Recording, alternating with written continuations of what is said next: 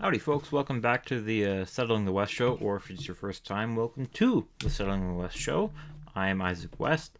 Today I'm going to talk about the Oilers. I feel pretty good about talking about the Oilers and confident in my ability to talk about them because I haven't missed an Oilers game.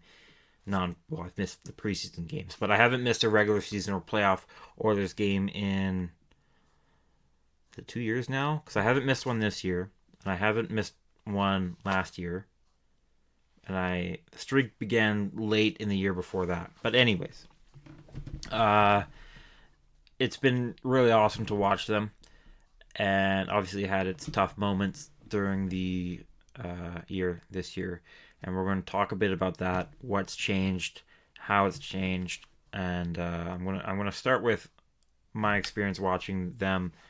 So going into the off season, there was a lot of confidence in Oil Country. There was a lot of fan confidence that the Oilers could do it this year, and I think the Oilers felt that too. And McDavid, he had a captain skate.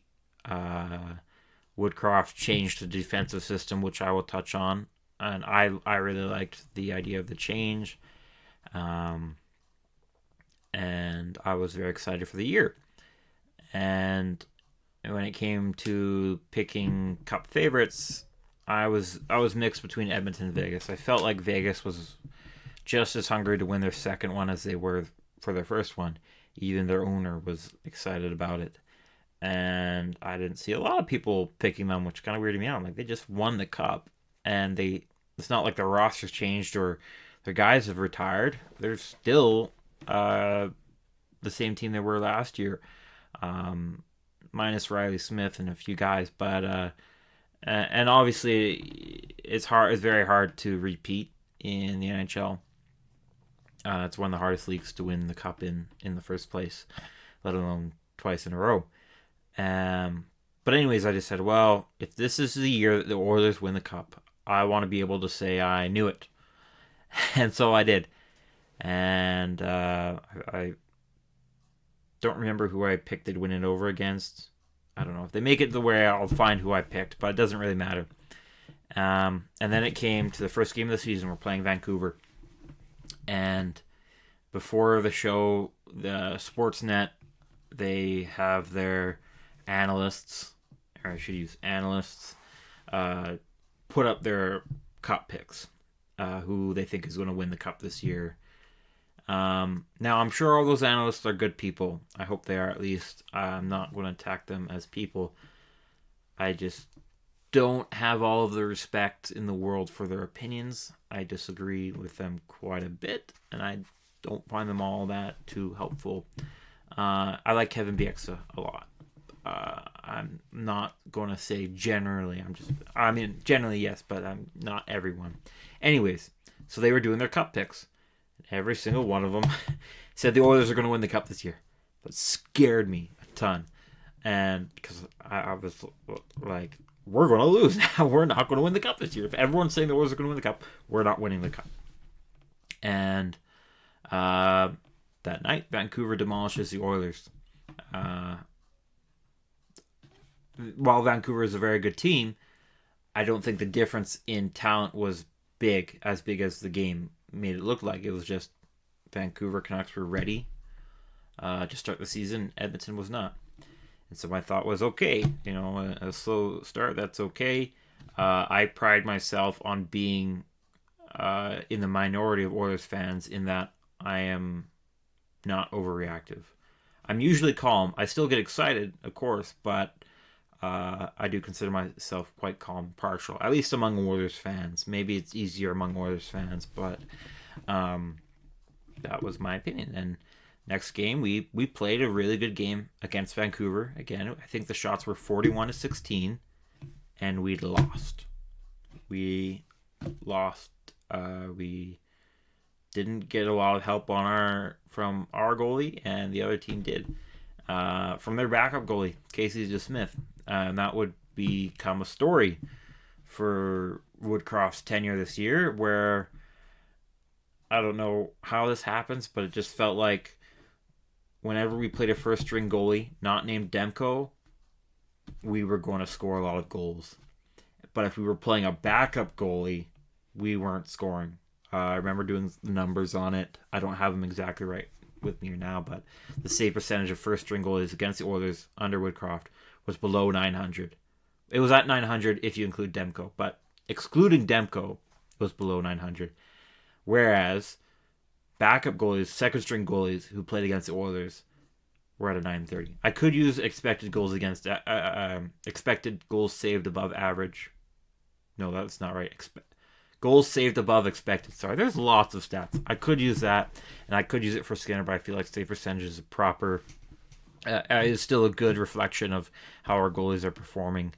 And so, anyways, there's lots of numbers here I'll get into quickly. But I felt like the Oilers were playing a good game still, despite losing. And you could see that here. They were still getting 34.2 shots per game under Woodcroft. The league best right now is 34.3. Ignore this. This is wrong. This box here, goals against, its best is 1.6 by Winnipeg. But other than that, this is accurate information as of the All-Star break. It hasn't been updated for the games last night or happening tonight. But anyways, we were still getting lots of shots on goal. And we were allowing 28.8, which is below the 30.3 average of the league. So we were still playing a good game. We controlled 56.4% of the shots, which is your Fenwick 4 percentage. It just felt like we were getting goalied and we weren't getting goalie help because our shooting percentage was at a 7.9, very low. If that held, that would be tied for the worst in the league. And our save percentage was at 864, which, if that held, would also be worst in the league, which is the worst in the league right now is 881. So that's what it felt like. Power play was a little low, but I figured that'd pick up. Penalty kill was also very low, figured that'd pick up. And these other numbers I won't touch on, but if you're interested, I'll just do. So this row is shorthanded goals against percentage, so how many power plays you allow a shorthand goal, and this is the opposite, how many penalty kills you get a shorthand goal on, and this is your power play 4 percentage, so how many of the power plays that happen are yours. And so they're both under 50 for the Oilers, which can be concerning, but it isn't because we're winning, and that's what we're getting into. So I took pride in the fact that I didn't lose faith in the Oilers. I eventually did. I'm not going to say I didn't. That would be a lie. But for a while I didn't, even when we lost to the Sharks. Because I was joking that day we were going to lose to the Sharks. I'm like, well, the Oilers' only weakness is backup goalies. And all the Sharks have are backup goalies. We lost and that game. And that's when a lot of Oilers fans understandably lost faith. I didn't, because the Oilers were still playing well. And they went on to beat Seattle in a good game. We controlled it. And I'm like, yeah, this is the Oilers I knew. And then Woodcroft got fired. That's when I lost faith, because I'm a big fan of Woodcroft and Dave Manson. They were both very detail-oriented, and Woodcroft and Manson both had very good relationships with a lot of the young players that were coming up through the AHL. And you could see it in the interviews with McDavid and Draisaitl, and days after they were both shocked by the firing and the change. And I didn't exactly trust the hirings either. I felt like they were more publicity moves. No, and that wasn't to say that I thought Knobloch was a bad coach. I liked that we were hiring outside of the NHL again, but it felt like he got hired because he coached McDavid in the minors, not so much that he was a good coach. And it felt like Paul Coffey was there because of the name brand that Paul Coffey brings, especially to Edmonton. So I was distrustful of that, and I'm going to bring up some dates here. So that happened on November 12th was when that happened. And the Oilers would win the next 2 games, on their first 2 under Knobloch, before a 3-game losing streak. Now, these 3 games were to pretty tough teams, Tampa, Florida, and Carolina, all on the road. So it is understandable to lose to those 3 teams, especially on the road. But I felt like the Oilers were better than that. I was watching those games, and I could see the Oilers were the better team, but the other coaches just made good coaching adjustments and beat out the Oilers. And there's no shame in getting out-coached by Rod Brindamore of Carolina or Maurice in Florida or Cooper in Tampa. But we beat them before under Woodcroft, and I felt like we could have beat them. If you're supposed to get a coaching bump in the NHL, and we weren't getting it. Didn't feel like we did, and because after that, my faith and the faith of a lot of Oilers fans was restored. We went on an 8-game winning streak, and then we went on a 3-game losing streak. I'm only mentioning this because it annoyed me. I don't think it was Knobloch's fault. I don't think it was the Oilers' fault. I think we just got goalied 3 straight games by a Russian goalie each time. Vasilevsky in Tampa, Bobrovsky in Florida, and then Sorokin in with the Islanders. And at that point, I'm like, you know what? Let's ban Russian goalies. We can pretend it's for political reasons, stand with Ukraine and all that, but it was because I didn't want to play another Russian goalie after getting goalied three straight games, and I wasn't even on the actual Oilers roster, and I was mad. I hope that they were mad too, and with that, especially with the third straight loss on December 19th. But December 19th was the last time the Oilers lost as of recording.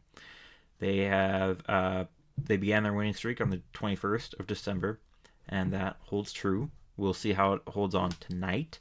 And a lot of people are saying, well, the All-Star break could kill their momentum. Yeah, it could. It really could. But the Christmas break didn't. Now, the All-Star break is a bit longer than the Christmas break, but the Christmas break had no effect. That is an important note. The Oilers continued winning despite having that break in between. Another last time date, I think defense is one of the reasons. Sorry, ignore the last time part. I think defense is one of the big reasons the Oilers have been better. And I think it is because of Woodcroft's system as a defensive system. And I was very worried that Knobloch would change it and Coffey would change it when they came in. And I'm not sure how much they changed it. I'm not sure how much input they had. But they didn't tear it down. They kept it and added their own spin on it, and that's clearly worked because you can look at the numbers here, and I'll get into it. But the last time the Oilers allowed 3 or more goals was on December 22nd. That was 15 games ago when we won 4-3 over the Rangers. Then the last time we allowed 4 or more goals was on December 16th. That was 18 games ago in a 5-1 loss to Florida. So those are very impressive defensive numbers. And it's not just because of the defense. It's because of goaltending. We'll get into Skinner eventually. He's the jersey I'm wearing. You can see my reverse retro. Very happy with it. And there's his number, so I ain't lying. So looking at Knobloch here on the second row, there's not a whole lot of changes in the Oilers' ability to control the game, at least numbers-wise, but watching it, it looks like there is. And a lot of it is because of goaltending and shooting percentage, which over here, the Oilers are now at a good, above average 11.6% of their shots are goals, and they're saving 91.8%, which is also above average. The league best is Winnipeg's 9.21 as a team save percentage, so we're not far off under Knobloch, at least. So the big changes obviously come as that leads to obviously more goals for and less goals against. Massive changes there. We're now scoring nearly 4 goals a game under Knobloch, while allowing 2.28 per game. Those are both significantly different in the good way for the Oilers from the league average. The other major difference is penalty kill. We went from a 70% penalty kill under Woodcroft to nearly a 90%. This is a wrong number. It's actually not 29.3. It's 19.3. But so that's also been a big change. I'm not sure how much of the penalty killing issue was under Woodcroft because I thought our penalty kill was good last year. But the way it's under Knobloch is better than it was last year, and obviously much better than it was earlier this season under Woodcroft. Excuse me. So all around, it just feels like the Oilers are a better team. And watching them, you can look at this is their numbers during the streak. They're not controlling the game as well, but it feels like they are, because it feels like even when they're down, they're not worried. They're like, oh no, we're gonna blow another lead. They're like, that's okay. We know Skinner's gonna make a save, and we know we're gonna score. We know how and we know when, and we're gonna be okay. And they are. They've won 16 straight. They're still scoring nearly 4 goals a game during the streak, but they're allowing only 1.5 goals during the streak, which I mentioned earlier with the how long it's been since we've allowed 3+ goals. And again, we'll get into Skinner later. So moving into points per game, most guys have had an increase between the coaching change. Most of the time, I don't think it's because Woodcroft was a bad coach. I think a lot of them took it personally. I think a lot of them liked Woodcroft. Now, again, I'm not in the locker room. I can't say how much they liked Woodcroft and all that, but I think they really liked Woodcroft, and I think that they took responsibility for him getting fired. I think they looked at it and said, we got a guy we really liked, and an assistant coach we really liked too, fired. And they didn't want to let that happen to Knoblauch and Coffey as well. And I think Coffey's been really good for the defense as well. I should touch on that before moving here, because this is more offense focused. But that under Woodcroft, the Oilers would still play really good defense. But when they made a big mistake, it just felt like, all right, that's it. This is another bad defensive game. And they never would recover until the next game. They would play good again, and then they'd allow a big mistake, because they got careless and automatic a lot. I thought Bouchard was really automatic a lot. He isn't anymore. But earlier in the season, he looked a lot more automatic. I was very frustrated with him. But obviously now, big fan of him again. Happy to say. And so it feels like now when they make a mistake, a major mistake on defense, which is rare, not only is Skinner saving those, but the defense isn't saying, well, this game's a wash. They're saying, okay, let's get right back at it and make sure that doesn't happen again. So there's a lot of responsibility there. The biggest changes here during looking at this is points per game, I should say. The biggest changes you could probably guess is McLeod. He's scoring at a rate, his point per game rate has increased by 267% between Woodcroft and Knoblauch. I don't think Woodcroft was bad for McLeod. There was some injuries on the bottom six that made McLeod's line mates not best for him, and eventually he was utilized more under Knoblauch, which is good, and especially being on Draisaitl's line helps a lot. Same with Foegele. So they're both having a huge increase, as well as Ryan, but he's kind of doing the same things he was doing under Woodcroft, so I don't know how much of that is the coaching change, but he is having over a 200% increase. He's gone from a 0.08 points per game to a point every 4 games. But yeah, most players have had an increase, including CC, Nurse, and Ekholm, notable increases. McDavid has nearly doubled. Part of it was because he was injured for a couple games under Woodcroft. But that's still huge. It doesn't excuse losing when your top guy isn't scoring as much as isn't scoring at a point per game pace. 0.91 is still pretty good, but when you have McDavid and you're paying him a lot of money, you kind of hope he is scoring at a point per game pace. And he is. He's back at it. He's closer to 2, actually, under Knoblauch. Bouchard hasn't had a huge change, but it is noticeable that he's gone from nearly a point per game to 0.69 points per game, which is still pretty good for a defenseman, but it's the same reason Canes had a significant drop-off under Knoblauch, is that they don't need to. They don't need to be the guy, because they will play their game, and the puck will eventually find itself towards the net, and they will score. There's a line that's said in hockey, there's lots of goals that are lucky, but you have to be good to be lucky. And the Oilers are good enough to be lucky. It felt like a lot of the times, if there was a lucky bounce, it was against the Oilers. I don't remember if that's happened this year since the coaching change.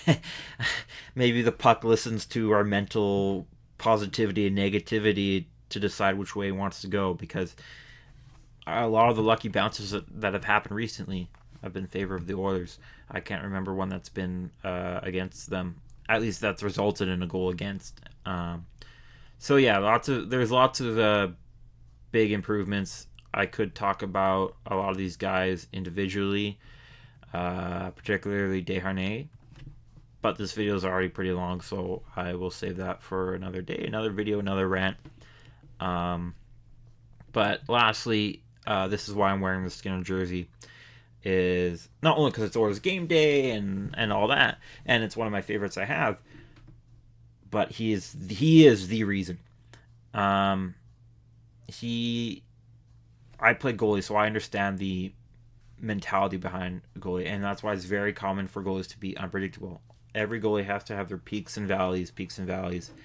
There's very few who don't. Lundqvist didn't have very many valleys, and if they were very short. That's what makes him a Hall of Famer in my mind. He didn't have the highest peaks for goalies, but he was still extremely good and extremely consistent, which you don't see among goalies. So after Skinner had a good year last year, I was worried that this year would be the valley for him. And it looked like that. He started with an .861 save percentage, absolutely abysmal .861 save percentage behind Woodcroft, or under Woodcroft. Campbell had a few good games. He stole a game, our first win against Nashville. I think that was our first win of the season. We should have lost that one, actually, and Campbell stole that. But his mentality is broken. If he's watching this, I really hope to cheer for you again. I love cheering for Campbell, but it's been kind of hard lately, at least for the National Hockey League. I'm still cheering for him in the AHL. Yeah, neither Skinner or Campbell's providing goaltending, and it felt like if we want to do anything this season, we have to trade for a goalie. But eventually we didn't have to, because Skinner took it upon himself to make that change. Usually a goalie has to have an off season to reset their mind and get back at it and be good again. Skinner did it pretty immediately under Knoblauch. I think he took the Woodcroft firing. Personally, again, I haven't talked to Skinner. I don't know how he thinks exactly all the time. I have an idea, not just as a goalie, but from interviews, but I think he took that pretty personally because he was coached under Woodcroft in the AHL. And I'm sure he had a good relationship with Woodcroft, and to see Woodcroft get fired because he wasn't making saves probably had an effect on him. And he didn't, like the rest of the team, they didn't want to underperform for another coach. And he has not been underperforming. He has turned into a goalie I didn't know was there. I think it has something to do with the mustache. I'd be surprised if it didn't. Yeah, I mean, actually, it probably does. I was kidding, but maybe no. It's important for a goalie to have lots of confidence, and you look good, you feel good, and he looks good with the mustache. So I'm actually confident it has something to do with it. Yeah, his numbers here, you can read them. They're incredible. He's not having to make as many saves as most other goalies are. He's only having to make 25 to 26 saves under Knoblauch. But the league average is around 29 to 30. 10 years ago, the average was 25 to 26. But still, even if you could criticize Skinner for having a pretty good defense in front of him, he's still saving a lot. He's still at a 925, which I believe would lead the league. But even if 925 wouldn't lead the league, 950 would. He's at a 950 save percentage during his winning streak, which is also a record, franchise record. Grant Fuhr won 10 starts in a row. Skinner's won 12. Both of those guys are local, by the way. Grant Fuhr's from Spruce Grove, where I am, and Skinner's from Edmonton. So he's really picked it up. And even if his numbers weren't 925, 950, even if they were 900, that's also a big improvement in itself. But it's also something you can win with, because winning is a goalie stat. It's yes, it's a team stat too. Yes, it's you don't need just a goalie to win a game, but there are goalies who have an effect on on the players around them, where they want to play for that goalie. That's what made Grant Fuhr very good. I mean, he had a very good gloves. He was still a very talented goalie himself, but he had a very calm demeanor. He didn't get worried in the net. It might have had something to do with cocaine abuse, but hey, I'm a Grant Fuhr fan. We are Grant Fuhr fans in this house, and he didn't seem bothered by goals a lot. It didn't matter how many goals he allowed. The Oilers can look at him and know he didn't care. He was still going to make the game-winning save, probably with his glove, and he would, and that's why they won 4 cups with him. Yeah, 4 cups with him, and the Oilers play very calm in front of Skinner because Skinner has changed the way he's played, and I have harped on our goalie coach a lot, and he's fixed Skinner. Hopefully he doesn't overcorrect. I personally feel like our goalie coach overcorrected Koskinen. But as of right now, Skinner is playing incredible. He looks like a completely different goalie the way he plays. He's a lot faster, and he's a lot calmer, and he's just been incredible. If he plays like this for the rest of the season, he's not going to win the Vezina. I mean, well, if he keeps it 950 for the rest of the season and wins every game, yeah, he's going to win the Vezina. But I think he could push himself into that conversation. He, above everyone else, has had a massive change that demands respect, no matter who you are. It's been really incredible to watch, and it's been, as a goalie myself, it's awesome to see a great goalie for the Oilers. It's nice to see when our defense does make a mistake, it's not, oh no, what's going to happen? It's, oh, Skinner's there. Nice. And Picard's been good too. I don't want to exclude Picard. He's only played 4 of the 16 games, but he's been very admirable in his games. I've liked him. I haven't had issues with him, and he's a journeyman. It took him a while to get back to the NHL, so it's good to see him. It was awesome to see him get a shutout, and that's been the story for the Oilers. Is they don't care if they're down 1, down 2 in the first. They know they're going to win, and it's not because of confidence. It's not because they're super cocky and think they're the best. It's because they know they're going to win. They're fortune tellers. They know what's going to happen. They know how to win, and they know that they can do it, and they do it. And that's been happening game in and game out.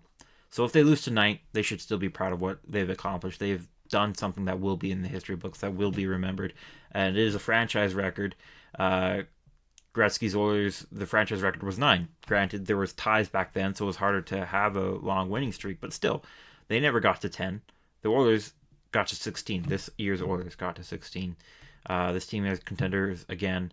They're for real. And I hope you're watching them, even if you ain't an Oilers fan, at least looking at some highlights, because this is a team that's really for real. There's a lot of haters and doubters who love saying the same old things again, but they ain't true anymore. I'm not saying the Oilers are a perfect team. They still have their weaknesses.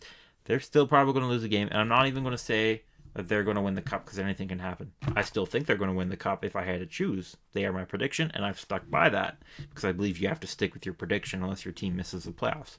The Oilers aren't. It's been just a joy and a pleasure to watch. And I hope I was too for you. Probably not to the same extent, I know. But I'm still a pretty good looking guy, I think. And I got a good voice. I know that for sure. So I hope that you've enjoyed this video. Learned some things. Appreciate it. Even if I was just white noise for you, that's fine too. I will definitely be happily watching the game tonight.